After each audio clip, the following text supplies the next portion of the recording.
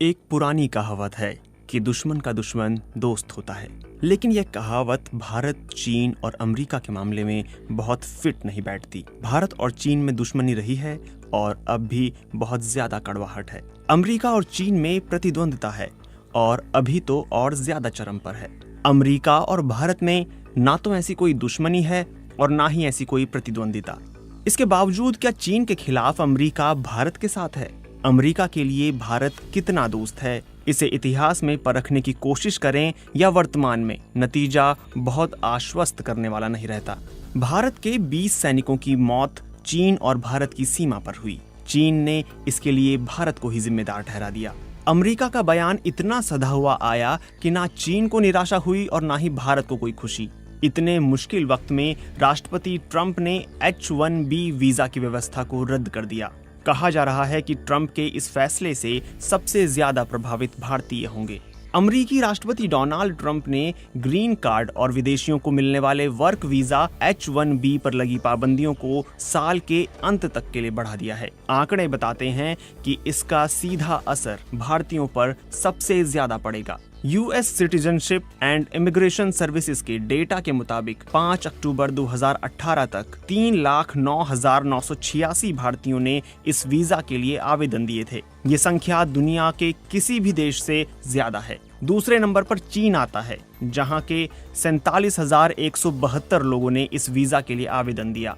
ऐसे में सवाल ये पूछा जा रहा है कि जब पीएम मोदी और ट्रंप इतने अच्छे दोस्त हैं तो प्रतिकूल फैसले क्यों ले रहे हैं? जवाहरलाल नेहरू यूनिवर्सिटी में अमेरिका, कनाडाई और लातिन अमेरिकी स्टडी सेंटर में प्रोफेसर चिंतामणि महापात्रा के मुताबिक इस फैसले को भारत विरोधी फैसले के बजाय प्रो अमेरिकन फैसले के तौर पर देखा जाना चाहिए। अमेरिका में नवंबर के महीने में चुनाव होने हैं और फिलहाल कोरोना के दौर में अमेरिका में बेरोजगारों की तादाद बढ़ी है। डोनाल्ड ट्रंप की मजबूरी है कि वहां की बेरोजगारी की समस्या पर ध्यान दें। ये फैसला ट्रंप की चुनावी रणनीति का हिस्सा है और इस समय ट्रंप को लगता है कि ये अमेरिका और वहां के लोगों के हित से जुड़ा फैसला है। महापात्रा मानते हैं कि इस फैसले से दोनों देशों की जनता के बीच के सामाजिक संबंधों पर असर पड़ेगा, लेकिन ये दोस्ती और दुश्मनी से अलग बात है। डोनाल्ड ट्रंप के इस फैसले से कुछ दिन पहले ही भारत चीन सीमा पर दोनों देशों के सैनिकों के बीच हिंसक झड़प हुई। दोनों देशों के इस तनाव पर अमेरिका की ओर से पहली प्रतिक्रिया 4 दिन बाद आई। अमेरिका ने 19 जून को प्रतिक्रिया देते हुए अपनी संवेदना जताई। अमेरिका के विदेश मंत्री माइक पॉम्पियो ने कहा कि हम चीन के साथ हाल में हुए संघर्ष की वजह से हुई मौतों के लिए भारत के लोगों के साथ गहरी संवेदना जताते हैं। हम इन सैनिकों के परिवारों, उनके आत्मीयजनों और समुदायों का स्मरण करेंगे ऐसे समय जब वो शोक मना रहे हैं।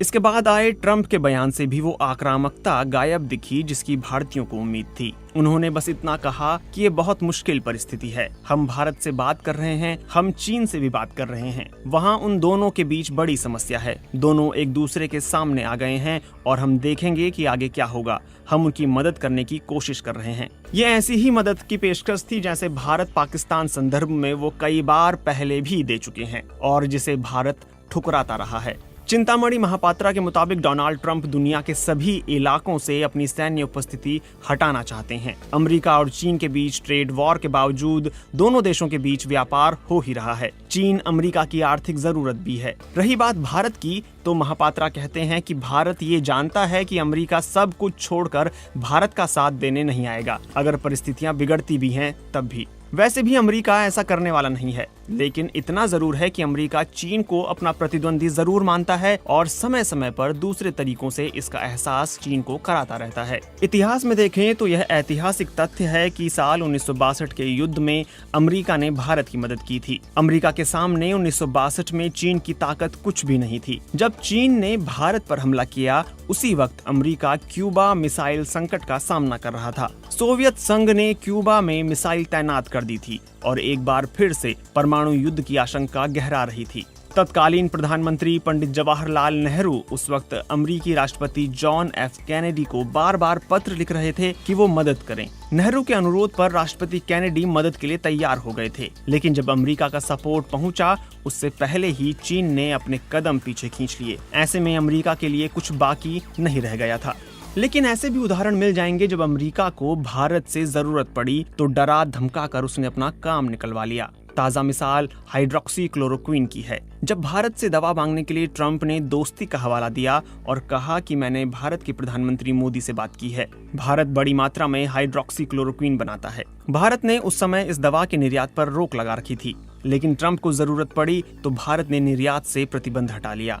क्या वाकई अमेरिका भारत का दोस्त है या नहीं, ये तय करना मुश्किल है। इस पर महापात्रा कहते हैं कि रणनीतिक तौर पर भारत और अमेरिका पिछले 2 दशकों से दोस्त रहे हैं, लेकिन आर्थिक मोर्चे की बात हो या फिर दूसरे सामाजिक मुद्दों की, वहां अक्सर दोनों देश अलग अलग नजर आते हैं। जहां तक राष्ट्रपति डोनाल्ड ट्रंप का सवाल है तो महापात्रा कहते हैं कि ट्रंप किसी को दोस्त या दुश्मन नहीं मानते, वो सिर्फ अपना और अमेरिका के हित के आधार पर फैसले लेते हैं। ऑब्जर्वर रिसर्च फाउंडेशन के स्टडीज विभाग के डायरेक्टर हर्ष पंत का मानना है कि अंतर्राष्ट्रीय संबंधों में दोस्त दुश्मन नहीं होता। अगर 2 देशों के हितों में टकराव होता है तो उस पर ज्यादा कुछ किया नहीं जा सकता। उनके मुताबिक भारत और अमेरिका का रिश्ता पार्टनरशिप का ज्यादा है और अलायंस का कम है, इसलिए दोनों देश एक दूसरे की बात को माने ऐसी बाध्यता नहीं है। पिछले साल अगस्त में अमेरिकी राष्ट्रपति डोनाल्ड ट्रंप ने कश्मीर पर बयान दिया था। उन्होंने कहा था कि कश्मीर काफी जटिल जगह है, वहाँ हिंदू भी हैं, मुसलमान भी हैं।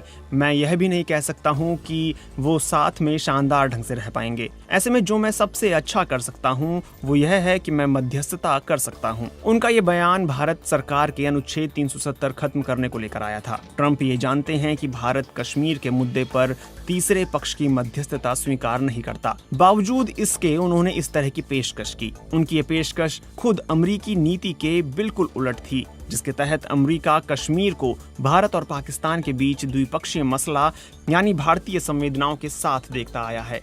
ईरान और अमेरिका की दुश्मनी किसी से छिपी नहीं है, लेकिन इसका असर पिछले दिनों भारत पर भी पड़ा है।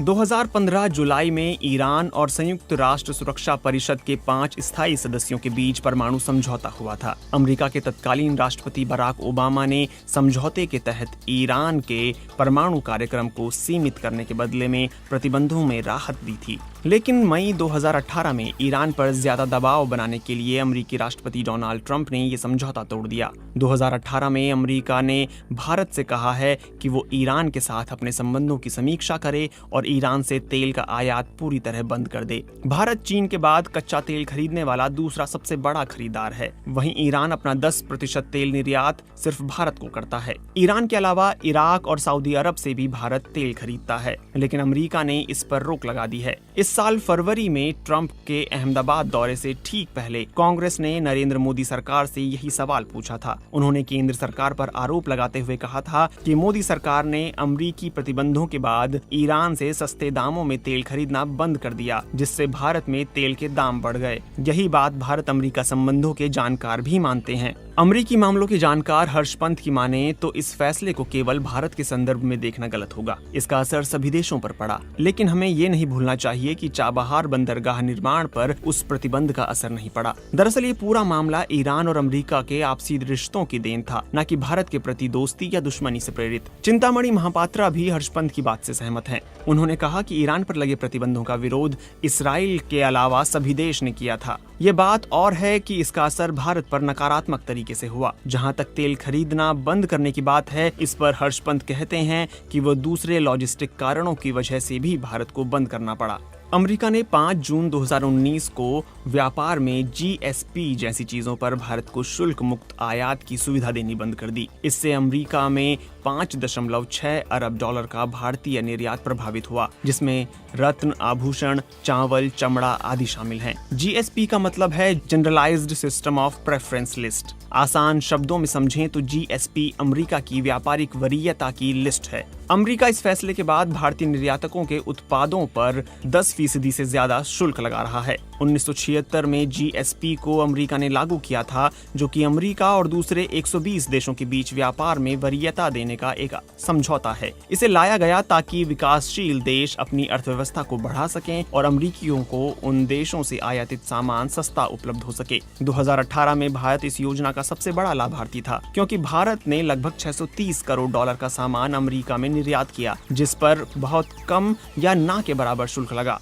इस फैसले के पीछे की वजह बताते हुए राष्ट्रपति ट्रंप ने बताया था कि भारत अमेरिकी कंपनियों को अपने बाजार में बराबर और उचित मौका नहीं दे रहा। इस शिकायत के पीछे वजह है वो विवाद जिसमें मेडिकल उपकरण और डेयरी उत्पादों को भारत में बेचने की इजाजत नहीं मिलना है। लेकिन तमाम बातचीत के बाद भी अमेरिका की जीएसपी सूची में भारत वापस नहीं आ पाया है। चिंतामणि महापात्रा मानते हैं कि डोनाल्ड ट्रंप विश्व की अर्थव्यवस्था को एक बिजनेसमैन के नजरिए से देखते हैं। वो खुद को एक कठिन वार्ताकार के तौर पर पेश करते आए हैं। भारत के साथ दूसरे यूरोपीय देशों, कनाडा और चीन के साथ भी व्यापार के मामले में वो इतने ही सख्त रहे हैं। उन्होंने विश्व की किसी अर्थव्यवस्था को नहीं छोड़ा है जिसके साथ वो सख्ती से पेश न आए हों। अमेरिका के भीतर भी उनकी ट्रेड और दूसरी आर्थिक नीतियों की आलोचना होती रहती है। इस साल फरवरी के महीने में जब मोदी उन्हें गुजरात ले आए थे, आर्थिक मोर्चे पर भारत अमेरिका जरूर अलग अलग दिखते हैं, लेकिन ऐसा नहीं कि रिश्तों में ये उतार चढ़ाव केवल ट्रंप प्रशासन के दौरान ही रहा।